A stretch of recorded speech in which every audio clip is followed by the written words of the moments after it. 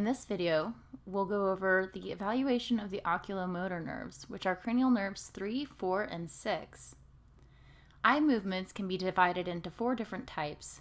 First, we have saccadic eye movements. These are rapid movement from one point of fixation to another. Second is pursuit eye movements. These are slow eye movements used to maintain fixation on a moving object.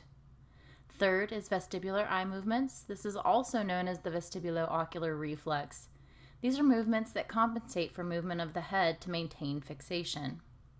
And fourth is convergent. These are movements that maintain fixation as an object is brought close to the face.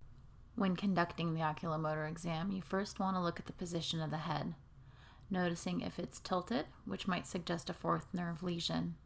And then look at the eyes. Note any ptosis, note resting position of the eyes, and the position of the primary gaze. Do they converge or diverge? Is one looking up or down with a skew deviation? Then you can test convergence. You want to have the patient look into the distance and then at your finger, observing the convergence of the eyes. For the screening exam, you want to test the movements to pursuit. You can hold a pen or your finger vertically about 50 centimeters away from the patient in the center of their gaze, and then have them follow with their eyes without head movement. Move your pen or finger side to side through full range of motion, as well as up and down at the extreme lateral gaze.